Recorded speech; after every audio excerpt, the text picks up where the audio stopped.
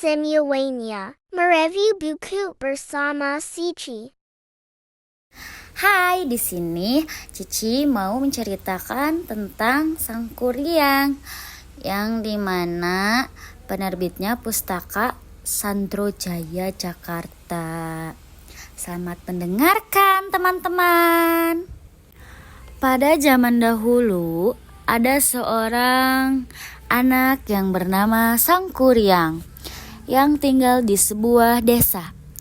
Setiap hari ia pergi ke hutan untuk melakukan kegiatan rutinnya, kayak untuk berburu atau semacamnya.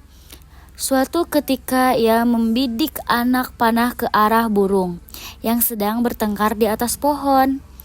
Dengan keahlian memanah yang ia miliki, anak panah tersebut tepat mengenai sasarannya. Setelah itu, burung tersebut kena anak panah dan jatuh ke bawah pohon. Sang Kuryang memerintahkan Tumang, yang dimana si Tumang ini adalah anjingnya, untuk mengambil burung hasil buruannya tersebut. Namun, Tumang tidak mau menjalankan perintah darinya. Hal tersebut membuatnya marah sehingga melarang Tumang untuk ikut pulang dengannya. Ketika sampai di rumah, ia menceritakan kejadian tadi kepada ibunya. Lalu, ibunya marah dan memukulinya dong karena si Sang Kuryang ini tidak membawa pulang si anjing ini yang bernama si Tumang. Karena perlakuan ibunya tersebut, maka Sang Kuryang memutuskan untuk pergi dan meninggalkan rumah mengembara. Setelah melihat anaknya pergi meninggalkan sendirian, ia menyesal telah membentaknya. Selama anaknya pergi, ia kesepian dan selalu berdoa agar dipertemukan suatu saat nanti. Doa yang selama ini ia panjatkan akhirnya dikabulkanlah. Hasilnya ia memiliki wajah yang cantik dan juga awet muda.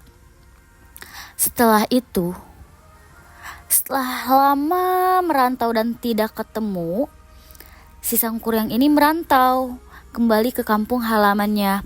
Banyak perubahan yang terjadi di kampung halamannya sehingga membuatnya terkejut. Dalam perjalanan saya bertemu ibunya, Dayang Sumbi. Nah, si ibu Sang Kuryang ini bernama Dayang Sumbi. Setelah itu Sang Kuryang tidak tahu bahwa wanita itu sebenarnya adalah ibunya, karena mereka kan sudah lama tidak ketemu. Jadi Sang Kuryang ini tidak tahu bahwa yang dia temukan itu adalah ibunya sendiri. Terus dia segera melamar dan tentu saja dengan persetujuan Dayang Sumbi untuk menikahinya.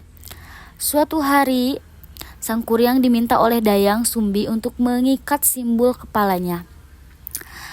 Nah, tiba-tiba Dayang Sumbi melihat nih bekas luka yang persis sama dengan yang ada di kepala putranya. Setelah itu, Dayang Sumbi ingin menggagalkan rencana pernikahannya. Dia mengatakan bahwa Sang Kuryang adalah putranya. Namun Sang Kuryang tidak mempercayainya. Pada akhirnya Dayang Sumbi menuntut Sang Kuryang untuk memenuhi 2 syarat. Yang dimana syarat itu sangat berat ya. Dan beberapa saat pun dimanapun itu Sang Kuryang dari sanalah dia percaya bahwa dia adalah ibu kandungnya sendiri. Nah, mungkin itu saja yang saya bisa ceritakan sedikit tentang dongeng Sang Kuryang ini. Terima kasih, sampai jumpa kembali. Sampai jumpa mereview buku lagi. Bye-bye.